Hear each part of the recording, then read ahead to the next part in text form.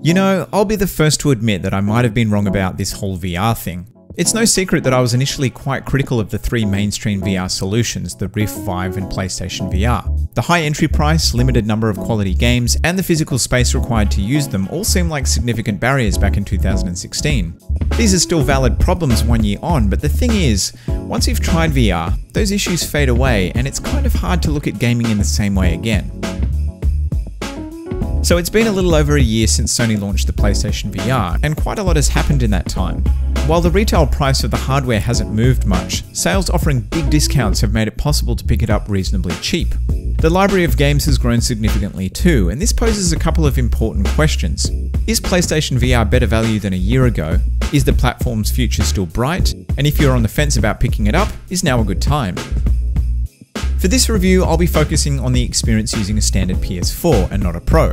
I think that reviewing PlayStation VR's performance on the standard PS4 provides the most honest representation of Sony's solution, because the vast majority of PS4 owners don't have the Pro. It also gives you an idea of the base level of performance you can expect. If you do have a Pro, you can expect improvements such as an increase in resolution. That being said, the Pro doesn't guarantee the same level of enhancement with all games. Some games run with a noticeable increase in visual fidelity, but this isn't always the case. I also don't have a Pro, so consider this the poor man's review of PlayStation VR.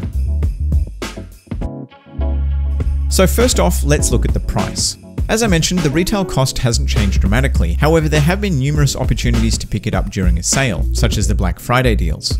Something else to consider is the number of second-hand units available on sites like eBay. If you don't mind a used option, then there are plenty of near-new units around, at least at the time of making this video.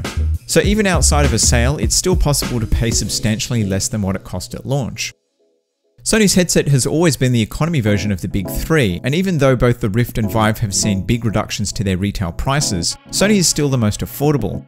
PlayStation VR may not provide the same level of quality, but if it's a question of bang for buck, then PlayStation VR is easily your best bet.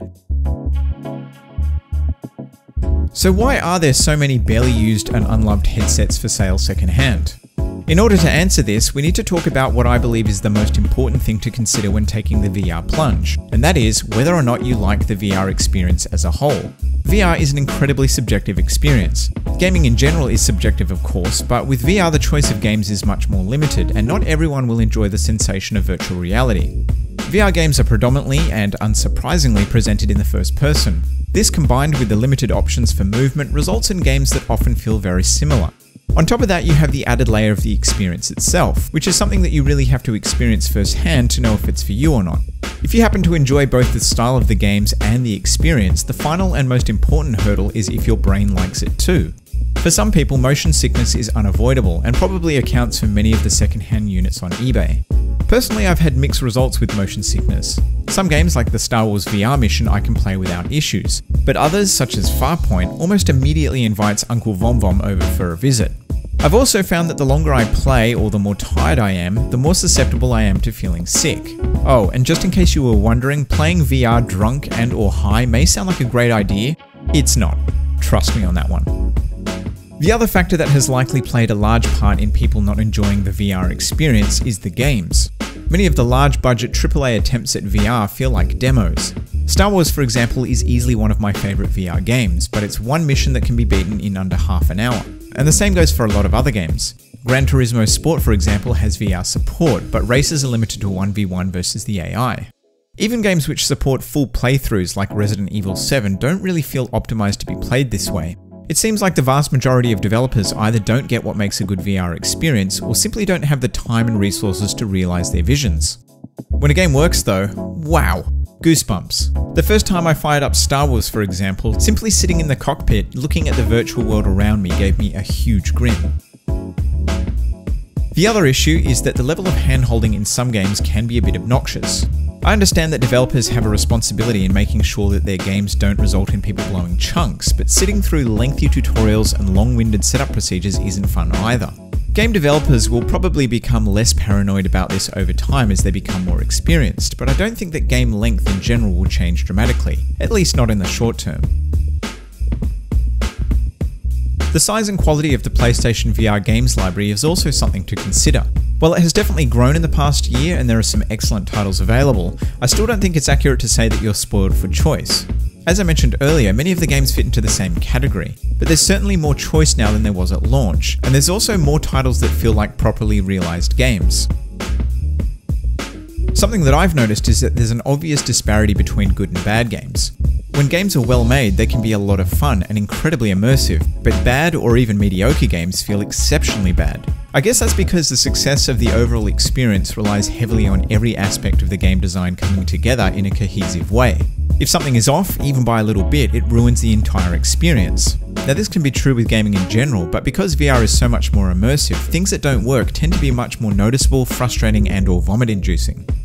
On the upside, one of the benefits of VR still being reasonably new is that there are a ton of demos and free games. There's some real stinkers obviously, but games such as Moss are creative examples of the platform's potential and hopefully a sign of where things are headed. So I think the best that you can hope for with the current state of PlayStation VR is bite-sized chunks of enjoyment. VR isn't supposed to be enjoyed in the same way that conventional gaming is. Sure, there are games like Skyrim on the platform, but I don't know if you'd really want to play through a game of that length completely in VR.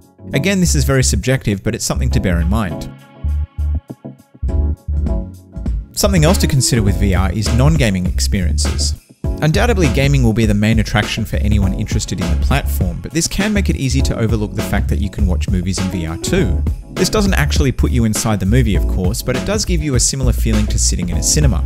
You can also watch 3D movies without needing those sexy 3D glasses. It's a shame I can't show you what they look like, but if you're a fan of movies in this format, then you won't be disappointed. It's easily the most impressive 3D I've seen to date. Okay, so let's move on to some practical considerations. One of my key complaints with VR is the space required to use it. While both the Rift and Vive require large open areas, PlayStation VR works quite well in small spaces. It's also not nearly as complicated to set up, although it still has a lot of cables and it can be a bit fiddly to use. There are some nice third-party stands to help organize everything, but whatever your setup looks like, cable clutter is unavoidable. One other thing that I don't like is that, along with plugging it into the rear of the PS4, PlayStation VR also requires a free USB port. I personally have all my games stored on an external HD, which by the way is an excellent way to store your games, and this only leaves me with one spare port. That means if I'm playing VR, I can't use my Astro A50s for party chat or have a wired controller plugged in. It's not the end of the world, but again it's definitely worth bearing in mind. Another thing to consider is all the extra bits and pieces you'll need. Sony originally said that all games would work with the standard controller. This is no longer the case, and to experience everything the platform has to offer, you'll need to pick up the Move controllers too. That's not to say that you can't have fun without them, but you'll be missing out on some really good games if you're only using the DualShock. Something that you definitely can't live without is the PlayStation camera.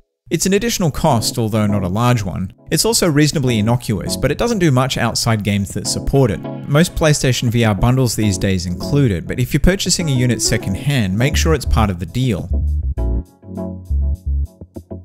The final part of the decision-making process with purchasing PlayStation VR is whether or not it's going to be supported long-term. Many people, including myself, have speculated that VR is simply a fad, and once the hype dies down, it will fade away, kind of like how 3D TVs have. The hype for VR is certainly not as high as it was 12 months ago, but according to Sony, sales of PlayStation VR units, while not huge, are still steady. There have also been lots of new games announced in 2017 at events such as E3 and PlayStation Experience. That being said, there have also been some notable studios pull out of VR entirely. Even still, it seems like there's plenty of support for PlayStation VR from third-party developers, and there are definitely some exciting looking titles on the way. It's unlikely that PlayStation VR will ever become a must-have item for every PS4 owner, but the sales numbers, along with the level of support that the headset has seen in the past year, is certainly promising. It's impossible to predict if it will be around 2 to 3 years down the line, of course, so if you're considering making the purchase, just be aware that VR may not be a forever thing. So, final thoughts. While gaming on the PlayStation VR is far from perfect, and it definitely won't deliver the same type of meaty and lengthy gaming you're used to, it can provide an experience like nothing else. If you're willing to accept that the type of games are limited, and that VR is something that you enjoy in short bursts rather than it changing the way you game entirely, then there's a lot of fun to be had.